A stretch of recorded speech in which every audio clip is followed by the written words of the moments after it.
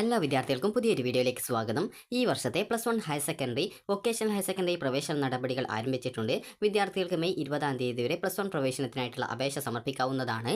അപ്പോൾ വിദ്യാർത്ഥികൾക്ക് higher secondary വിഭാഗത്തിൽ കമ്മ്യൂണിറ്റി കോട്ട, മാനേജ്മെൻറ്റ് കോട്ട, സ്പോർട്സ് കോട്ട, അതുപോലെ തന്നെ മെറിറ്റ് കോട്ട എന്നിവയ്ക്കുള്ള അപേക്ഷകൾ എങ്ങനെ സമർപ്പിക്കാം, അതുപോലെ തന്നെ മോഡൽ റെസിഡൻഷ്യൽ സ്കൂളുകളിലേക്കുള്ള അപേക്ഷകൾ എങ്ങനെ സമർപ്പിക്കാം എന്നുള്ളതാണ് ഈ ഒരു വീഡിയോയിൽ. അപ്പോൾ വിദ്യാർത്ഥികൾ ശ്രദ്ധിക്കേണ്ടത്, നിലവിൽ മെറിറ്റ് കോട്ടയിലേക്കുള്ള അപേക്ഷയും മോഡൽ റെസിഡൻഷ്യൽ സ്കൂളുകളിലേക്കുള്ള അപേക്ഷയും ആരംഭിച്ചിട്ടുണ്ട്.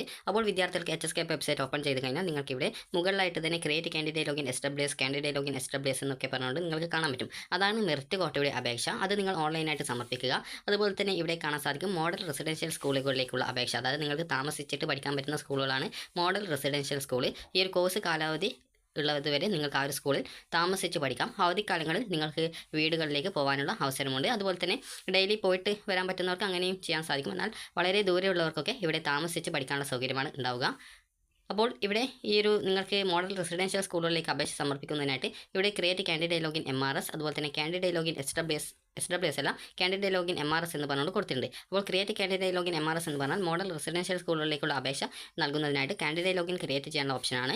അതിനുശേഷം കാൻഡിഡേറ്റ് ലോഗിൻ മോഡൽ റെസിഡൻഷ്യൽ സ്കൂളിലേക്കുള്ള രജിസ്ട്രേഷൻ ചെയ്ത് കഴിഞ്ഞാൽ പിന്നീട് കാൻഡിഡേറ്റ് ലോഗിൻ MRS എന്നുള്ള ലിങ്ക് വഴി നിങ്ങൾക്ക് മോഡൽ റെസിഡൻഷ്യൽ സ്കൂളുകളിലേക്കുള്ള അപേക്ഷ നിങ്ങൾക്ക് നിങ്ങളുടെ പേഴ്സണൽ ഡീറ്റെയിൽസും മറ്റും നൽകി നിങ്ങൾക്ക് പൂർത്തീകരിക്കാൻ സാധിക്കുന്നതാണ്. അപ്പോൾ എത്ര മോഡൽ റെസിഡൻഷ്യൽ സ്കൂളുകളുണ്ട്, അതുപോലെ അവിടെ എത്രത്തോളം സീറ്റുകൾ ഉണ്ട് എന്നറിയാനായിട്ട് model residential school +1 admission instructions എന്നുള്ളത് ക്ലിക്ക് ചെയ്ത് വിദ്യാർത്ഥികൾക്ക് ഒരു മോഡൽ റെസിഡൻഷ്യൽ സ്കൂളുകൾ എവിടെയൊക്കെയാണുള്ളത്, അവിടെ എത്ര വീതം റിസർവേഷൻ ആണുള്ളത്, അതുപോലെ തന്നെ SC ST വിദ്യാർത്ഥികൾക്ക് മോഡൽ റെസിഡൻഷ്യൽ സ്കൂളുകളിലേക്ക് പഠിക്കുന്നതിനായിട്ട് സാധിക്കും.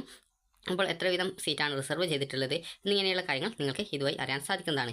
ഇനി വിദ്യാർത്ഥികൾ ചോദിച്ചതാണ് കമ്മ്യൂണിറ്റി കോട്ട എന്ന് പറയുന്നത്. അപ്പോൾ കമ്മ്യൂണിറ്റി കോട്ട സീറ്റ്സ് എന്ന് പറയുമ്പോൾ നിങ്ങൾക്ക്, അതായത് ഇപ്പോൾ ഓരോ മാനേജ്മെൻറ്റിൻ്റെയും ഒരു കമ്മ്യൂണിറ്റി ഉണ്ടാകും. അതായത് അത് നമുക്ക് മോഡൽ റെസിഡൻഷ്യൽ സ്കൂളുകളുടെ ഡീറ്റെയിൽസ് ഇവിടെ കൊടുത്തിട്ടുണ്ട്. അവിടെ സ്കൂളിൻ്റെ ജെൻഡർ കൊടുത്തിട്ടുണ്ട്, അത് ഗേൾസ് ആണോ ബോയ്സ് ആണോ, അതുപോലെ തന്നെ അവിടെ എത്ര വീതം സീറ്റാണ് റിസർവ് ചെയ്തിട്ടുള്ളത്. അതായത് 70% സീറ്റ് STക്കും, അതുപോലെ തന്നെ 20% SCക്കും, 10% അതർ കാൻഡിഡേറ്റ്സിനും, അതുപോലെ തന്നെ 2 ലക്ഷമാണ് ഇൻകം ലിമിറ്റായിട്ട് കൊടുത്തിട്ടുള്ളത്. അതായത് നിങ്ങളുടെ വാർഷിക വരുമാനം, നിങ്ങളുടെ പാരൻസിൻ്റെ വാർഷിക വരുമാനം 2 ലക്ഷത്തിനുള്ളിൽ കവിയാൻ പാടില്ല, 2 ലക്ഷം കവിയാൻ പാടില്ല എന്നുള്ളതാണ് കൊടുത്തിട്ടുള്ളത്. അപ്പോൾ ഈ ഒരു രീതിയിൽ വിവിധ സ്കൂളുകളിൽ വിവിധ, അതായത് പെൺകുട്ടികൾക്കുള്ളതുണ്ട്, അതുപോലെ ബോയ്സിന് മാത്രമായിട്ടുള്ളതുണ്ട്, അതുപോലെ തന്നെ ബോയ്സും ഗേൾസിനും 2 പേർക്കും പഠിക്കാൻ പറ്റുന്ന സ്കൂളുകളുണ്ട്. അതുപോലെ തന്നെ അവിടെ എത്രത്തോളം സീറ്റുകൾ SC വിഭാഗത്തിനും, അതുപോലെ അതായത് പട്ടികജാതി പട്ടികവർഗ വിഭാഗത്തിനായിട്ട് എത്ര വീതം സീറ്റുകൾ റിസർവ് ചെയ്തിട്ടുണ്ട് എന്നുള്ളതും, അതുപോലെ മറ്റ് വിഭാഗങ്ങളിൽ ഉൾപ്പെട്ടവർക്ക് എത്ര % സീറ്റാണ്, അതായത് 10% സീറ്റാണ് മറ്റുള്ളവർക്ക് ആ ഒരു റിസർവ് ചെയ്തിട്ടുള്ളത്. അപ്പോൾ ഈ രീതിയിൽ നിങ്ങൾക്ക് അതിൻ്റെ റിസർവേഷൻസും കാര്യങ്ങളും മനസ്സിലാക്കാം. അതുപോലെ തന്നെ ഈ ഒരു അലോട്ട്മെൻറ്റ് തുടങ്ങുന്നത് എപ്പോഴാണ്, അതിൻ്റെ ആ ഒരു അലോട്ട്മെൻറ്റ് റിസൾട്ട് വരുന്നത് എപ്പോഴാണ്, അഡ്മിഷൻ എപ്പോഴാണ് നേടേണ്ടത് എന്നിങ്ങനെയുള്ള ഡീറ്റെയിൽസൊക്കെ കൃത്യമായിട്ട് പ്രോസ്പെക്ടസിൽ കൊടുത്തിട്ടുണ്ട്. പ്രോസ്പെക്ടസ് അല്ല, ഈ ഒരു മോഡൽ റെസിഡൻഷ്യൽ സ്കൂളുകളിലേക്കുള്ള അഡ്മിഷനുമായി ബന്ധപ്പെട്ടുള്ള ഇൻസ്ട്രക്ഷൻസിൽ കൊടുത്തിട്ടുണ്ട്.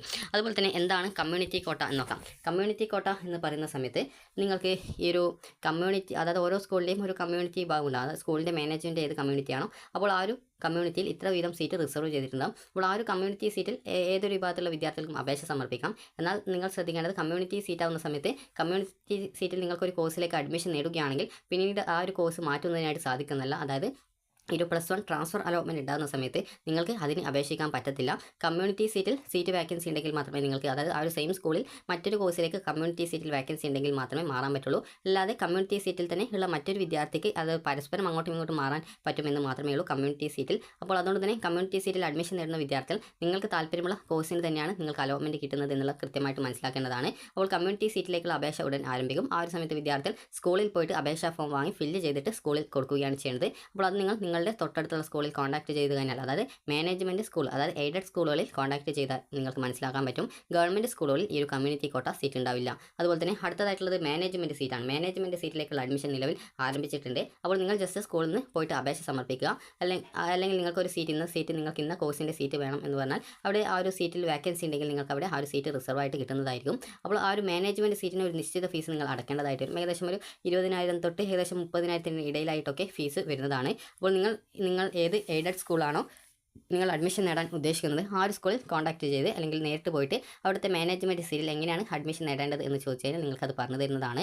അപ്പോൾ മാനേജ്മെൻറ്റ് സീറ്റിൽ അലോട്ട്മെൻറ്റ് കിട്ടിക്കഴിഞ്ഞാലും ട്രാൻസ്ഫർ ഉണ്ടാകുന്നതല്ല എന്നത് നിങ്ങൾ ശ്രദ്ധിക്കേണ്ടതാണ്. അതുകൊണ്ട് തന്നെ താല്പര്യമുള്ള കോഴ്സുകളിൽ മാത്രം നിങ്ങൾ അഡ്മിഷൻ നേടുക. ഈ ഒരു മാനേജ്മെൻറ്റ് സീറ്റിൽ ചില സ്കൂൾ സൗജന്യമായിട്ടാണ് കൊടുക്കാറുള്ളത്. അതുകൊണ്ട് തന്നെ നിങ്ങളുടെ ഭാഗ്യം പോലെ ആ ഒരു നിങ്ങളുടെ നാട്ടിലുള്ള എയ്ഡഡ് സ്കൂളുകൾ ചിലപ്പോൾ ഫ്രീ ആയിട്ടായിരിക്കും, അതല്ലെങ്കിൽ ഒരു നിശ്ചിത ഫീസ് വാങ്ങിച്ചുകൊണ്ടായിരിക്കും അവിടെ മാനേജ്മെൻറ്റ് സീറ്റിൽ അഡ്മിഷൻ കൊടുക്കുക.